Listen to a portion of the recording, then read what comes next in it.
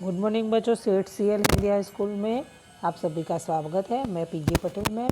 आपको psychology chapter number 6 आपने आगे पढ़ा था असाधारण अर्थात क्या असाधारण व्यवहार के कारण, और अब पढ़ेंगे असाधारण व्यवहार के कारण। असामान्य व्यवहार के लिए कोई कारण जिम्मेदार है। इन सभी कारणों में महत्वपूर्ण 3 भागों में उसको बांटा गया है। सबसे पहला जैविक कारण, दूसरा है मनोसामाजिक कारण और सामाजिक सांस्कृतिक कारण। जैविक कारण मीन्स कि जो अपने असामान्य व्यवहार के लिए चेता प्रवाह, चेता प्रगमन, अंतःस्रावी ग्रंथियाँ का संतुलन, त्रुटि युक्त जनिन तत्व, शरीर का ढांचा, मस्तिष्क की शिथिलता और शारीरिक तंदुरुस्ती का अभाव आदि जैवीय कारण जिम्मेदार है। मस्तिष्क और कारक अवयवों में के कार्य में उचित संकलन कर के लिए चेता तंत्र की भूमिका ज़्यादा महत्व की है।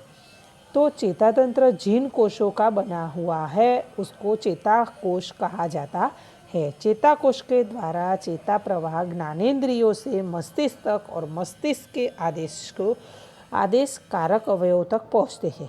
इस चेता कोश में से संदेश और सूचना चेता प्रवाह द्वारा दूसरे चेता कोश में जाते हैं। चेता प्रवाह विद्युत रासायनिक प्रक्रिया है। एक चेताकोश और दूसरा चेताकोश सतत जुड़े हुए नहीं होते हैं। उन दोनों के बीच रहने वाली जगह को चेतापगम कहा जाता है। असामान्य व्यवहार के कारण चेता प्रवाह, चेतापगम और उसमें रहने वाले रसायनों का असंतुलन महत्व की भूमिका निभाते हैं। तो ये आपको अलग अलग चेतापगमन वो दर्शाया है, पूरी उसकी आकृति दर्शाई है। चेता प्रवाह का असंतुलन मानसिक तनाव और असामान्य व्यवहार की उत्पत्ति के लिए जिम्मेदार है।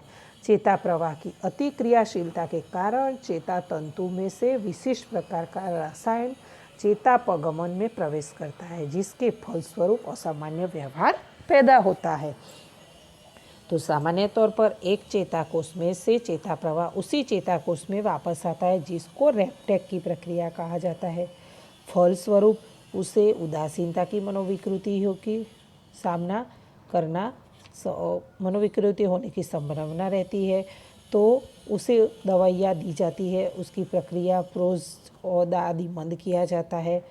तो चेतापगमन में डोपामाइन, नॉर एपिनेफ्राइन, सीरोटाइन, गाबा जैसी रसायन मौजूद होते हैं। उसके असंतुलन से असामान्य व्यवहार पैदा होता है। डोपामाइन की अनियमितता छिन्न मनोविकृति का कारण बनती है। अचानक आने वाली चुनौती और खतरा आघातजन्य परिस्थिति के समय की प्रतिक्रिया के नॉर एपिनेफ्राइन महत्वपूर्ण भूमिका निभाता है।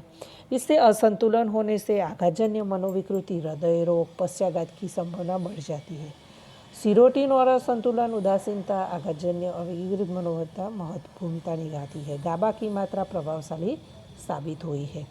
तो अंतःस्रावी ग्रंथि का असंतुलन व्यवहार, विकृतियाँ, मनोदुर्बलता, मनोशारीरिक बीमारियाँ लिए जिम्मेदार है। कंठ ग्रंथि में से थायरॉक्सिन की त्रुटि के कारण क्रेटिनिजम नामक मनोदुर्बलता होती है। स्वादुपूर्ण ग्रंथि की अनियमितता डायबिटीज़ जैसी शारीरिक बीमारियों को जन्म देती है। संवेग के साथ जुड़ी हुई एड्रिनल ग्रंथि की त्रुटि असामान्य व्यवहार पैदा करती है। तो जनिन तत्व शारीरिक मानसिक लक्षण के अनुवंश को आगे बढ़ाता है। बुद्धि और कुछ मानसिक विकृतियों का आधार जनिन तत्व पर होता है।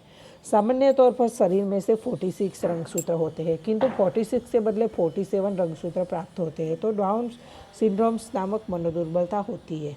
मनोविकृति छिन्न जो होती है, मदपान, द्रव्य संबंधी अधीनता, उदासीनता आदि मनोविकृतियों में वातावरण के साथ साथ वंशानुक्रम भी महत्वपूर्ण भूमिका निभाता है।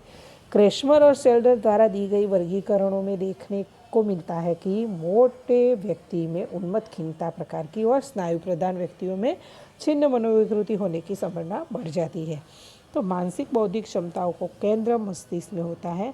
मस्तिष्क के निश्चित भाग को चोट लगने से मस्तिष्क का कोशों का नुकसान पहुंचने के कारण मनोविकृतियाँ उत्पन्न होती है। स्मृति ह्रास, विकृत पलायन, अल्जाइमर की विकृति आदि का उदाहरण है। तो बच्चों, ये हुआ जैवीय कारण। आगे मनोसामाजिक कारण बाद में अपने अगले वीडियो में देखेंगे।